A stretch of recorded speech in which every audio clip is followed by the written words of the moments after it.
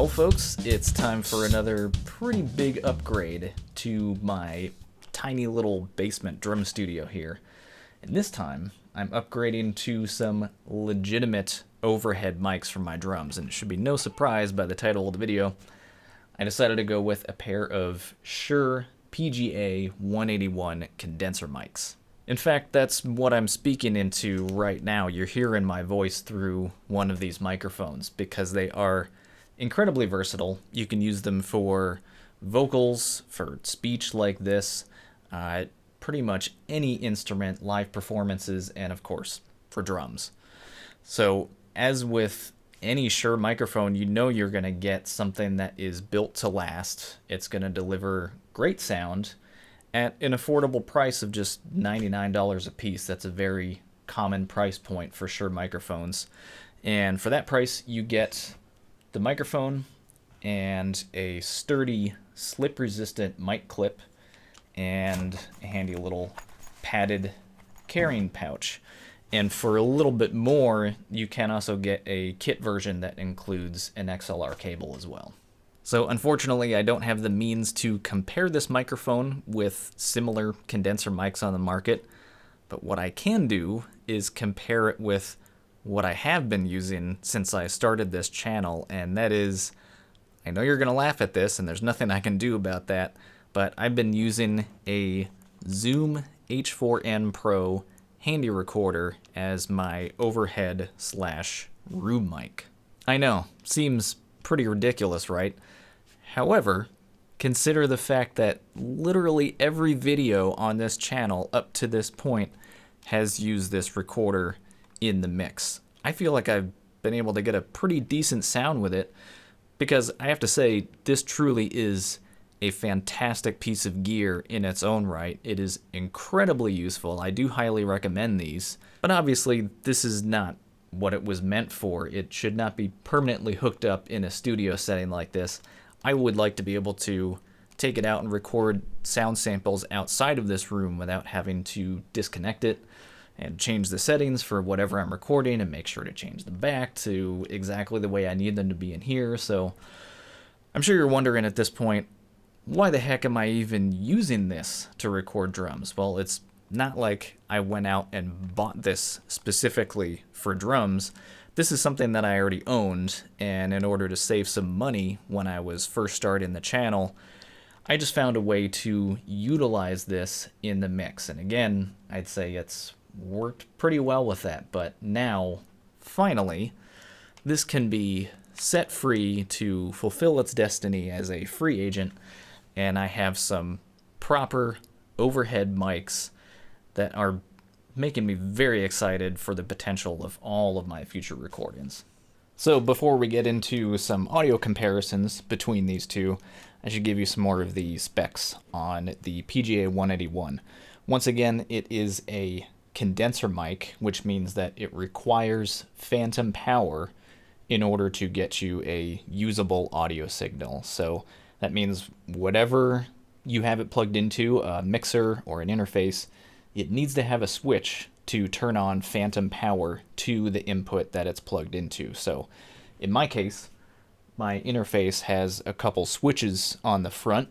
One of them will supply phantom power to inputs 1 through 4, and another switch will supply it to inputs 5 through 8. So I have both of the condenser mics plugged into inputs 6 and 7, so I just switch on phantom power for 5 through 8. So this brings up a good point. I should mention you need to be careful using phantom power and know exactly what other types of microphones you have plugged in, because here you can see that I do have another mic plugged into that same bank of inputs where the phantom power is turned on, and I know that that is a standard dynamic mic. It's an Audio Technica MB5K that's on the big floor tom. And I know that's going to be safe receiving phantom power. There are some types of microphones, especially ribbon microphones, which are much more fragile, and they will definitely be damaged if they receive phantom power. So you definitely don't want to provide phantom power to a ribbon microphone ever. But all of my other mics the SM57 on the snare, the Beta 52 on the kick, and all of the MB5Ks on the toms are just common moving coil dynamic mics, and they will be safe to receive phantom power.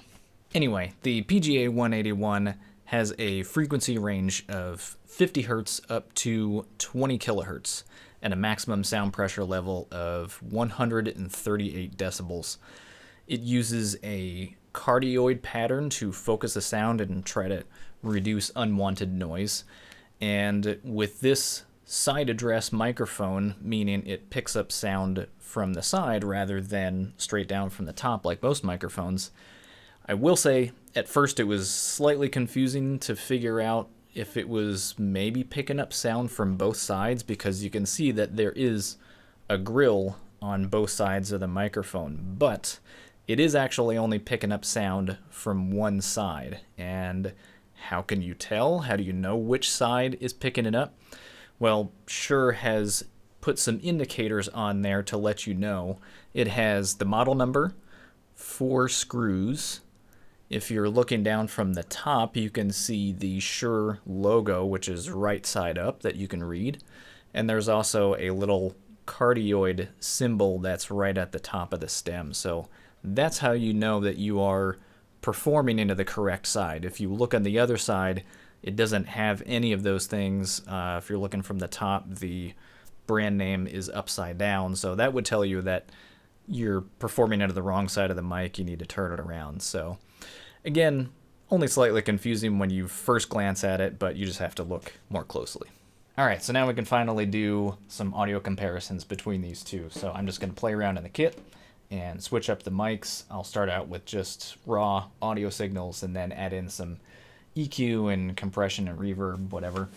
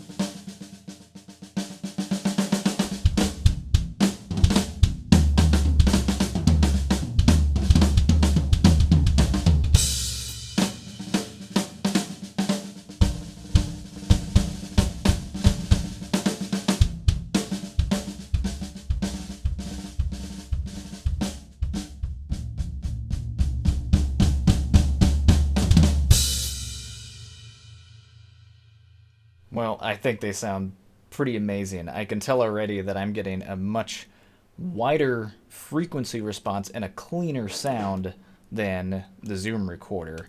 Uh, Probably because this is what these things are actually meant for. So I'm really, really happy with them. I cannot wait to do a lot more experimentation and recording with them. And I'd say you could probably get by with having even just these two, or even just one of these, if you really wanted to have just a simple coverage of your drums. I'd say that would do it, because you just can add a little bit of compression and EQ in there, and you can get a lot out of just these microphones alone. So thanks for watching, everyone. I hope this video was helpful to you. If so, please give it a like, subscribe for more stuff like this, and I'll see you next time.